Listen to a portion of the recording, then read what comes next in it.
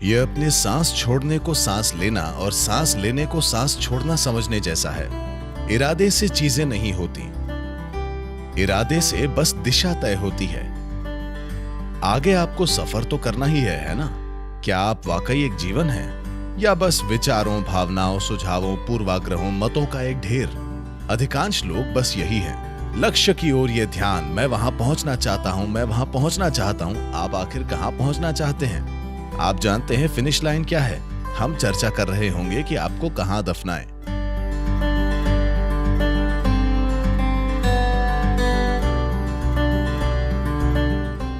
नमस्कारम सद्गुरु। मैं अलीना जेकब हूँ, 3rd year architecture student. मेरा सवाल ये है कि हम ऐसे समाज में रहते हैं जहाँ हमें ऐसे लोग मिलते हैं जो स्वभाव से एक्सट्रोवर्ट या इंट्रोवर्ट होते हैं। तो जो लोग एक्सट्रोवर्ट हैं उनमें इतना आत्मविश्वास होता है कि वो खुद को व्यक्त कर सकें, मगर प्रतियोगिता से भरी इस दुनिया में जो लोग इंट्रोवर्ट हैं, क्या वो भी कभी उतने अच्छे से अपनी छाप छोड़ पाएंगे जिस तरह एक्सट्रोवर्ट करते हैं? और अगर वो जीवन में किसी मुकाम पर पहुंच भी जाते हैं तो क्या वो फिर भी इंट्रोवर्ट ही बने रहेंगे? देखिए, इस एक्सट्रोवर्ट या इंट्रोवर्ट में ये अंतर है, या ये दो चीजें दरअसल ऐसी हैं कि ये अपने सांस छोड़ने को सांस लेना और सांस लेने को सांस छोड़ना समझने जैसा है। एक्सट्रोवर्ट या इंट्रोवर्ट जैसी कोई चीज नहीं है। लोगों को इस तरह मत बांटिए। कुछ लोगों को लगता है कि बाहर निकलकर कुछ करें, कुछ लोगों को इसकी कोई खास जरूरत नहीं महसूस होती, इसलिए शायद वे ट्विटर और फेसबुक या और कहीं नहीं हैं। इसका मतलब ये नहीं कि वे इंट्रोवर्ट हैं, उनकी अपनी एक जिंदगी है। हमें लोगों के बारे में इस तरह राय नहीं बनानी चाहिए। हर इंसान को हक है कि वे जैसे चाहें वैसे रहें। मगर अब सवाल यह है कि अगर मैं एक्सट्रोवर्ट नहीं हूं तो क्या मैं दुनिया में काम कर पाऊंगा? ये इस सवाल का मुख्य पहलू है।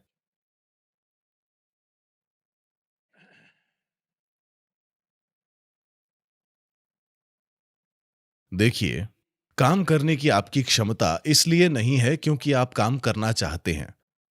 मैं कुछ करना चाहता हूं, वो मेरी इच्छा है। इच्छा बस एक इरादा है।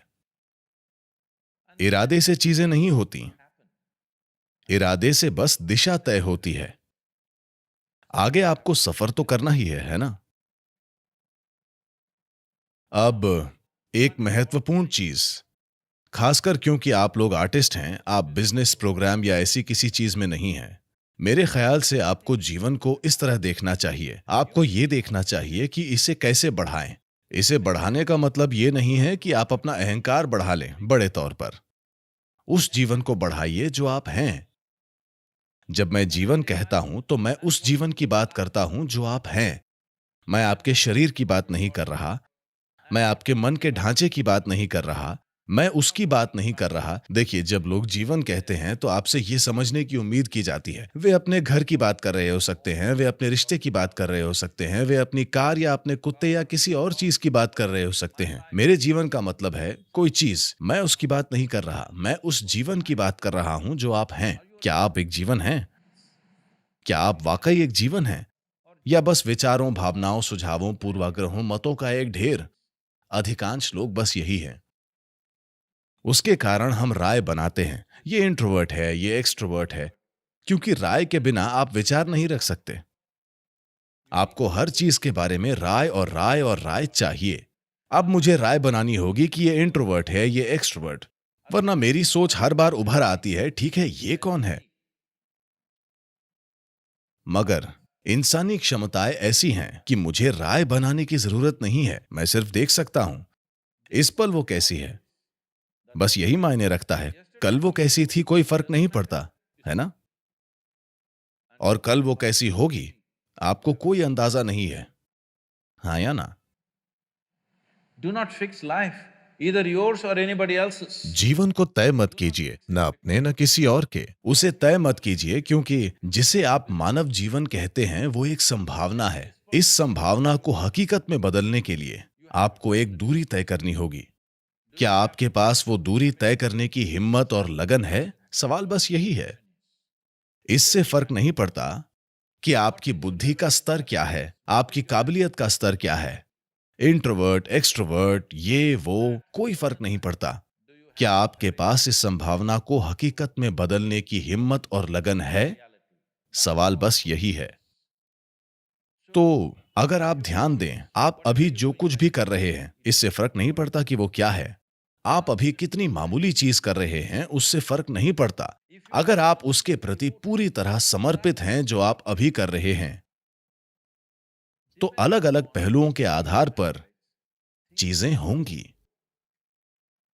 मगर पश्चिमी प्रभाव के कारण हम लक्ष्य पर अधिक ध्यान देने लगे हैं।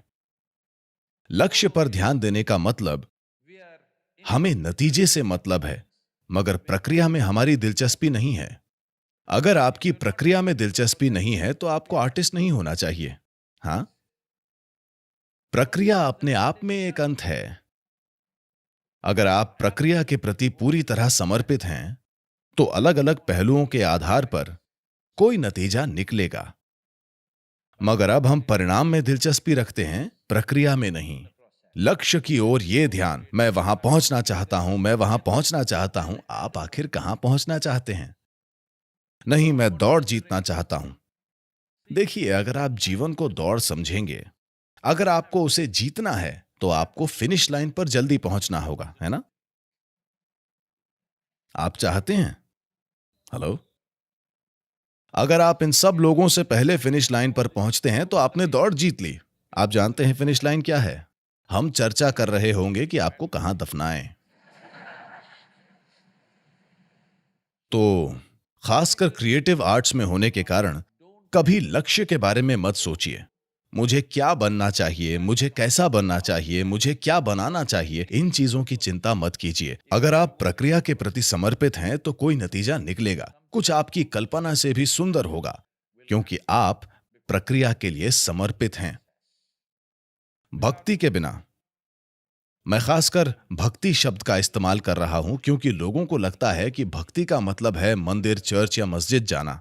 नहीं, भक्ति के बिना चाहे खेल, कला, संगीत, आध्यात्मिकता, राजनीति, बिजनेस, किसी चीज में, जीवन का कोई क्षेत्र हो, क्या कोई वाकई कुछ महत्वपूर्ण कर पाया है जो वो कर रहा है उसके प्रति पूरी तरह समर्पित हुए बिना? क्या ऐसा है? नहीं। आप साधारण चीजें कर सकते हैं। तो कला और सुंदर चीजों के निर्माण को गुजर बसर का जरिया मत समझिए। गुजर बसर हो जाएगी, गुजर बसर हो जाएगी। ये मैं सभी पेशे के लोगों से वादा करता हूं, चाहे कुछ भी हो, खासकर अगर आप एक आर्टिस्ट हैं। अगर आपको रोटी की समस्या है, मेरे पास आइए। मैं पक्का करूंगा कि आपके पास छत और रोटी हो। मैं बस यही देखना चाहता हूं कि आपका किसी चीज पर पूरा ध्यान हो। मुझे फर्क नहीं पड़ता कि किस चीज पर। आपके ध्यान देने से कुछ नहीं निकल कर आया, मुझे फर्क नहीं पड़ता, मगर मैं आपको किसी चीज पर ध्यान देते देखना चाहता हूं। मैं ध्यान न देने वाले लोगों को सहन नहीं कर सकता। बस मैं एक खुला प्रस्ताव देता हूं, जिसे भी रोटी की चिंता हो, आप बस मेरे पास आइए। मैं पक्का करूंगा कि आपको बाकी जिंदगी खाने को मिले और आपके पास रहने के लिए एक जगह हो। मगर मैं देखना चाहता हूं कि आप कम से कम दिन में 12 घंटे किसी चीज पर ध्यान लगाएं, चाहे वो कुछ भी हो। मैं नहीं पूछूंगा कि आपका ध्यान किस पर है, मगर मैं आपको ध्यान लगाए देखना चाहता हूं। क्योंकि अगर एक इंसान किसी चीज पर ध्यान लगाता है तो वो निश्चित रूप से उपलब्ध हो जाएगी। वो कैसे उपलब्ध नहीं होगी? पूरा ब्रह्मांड आपके लिए उपलब्ध हो जाएगा अगर आप ध्यान देते हैं तो।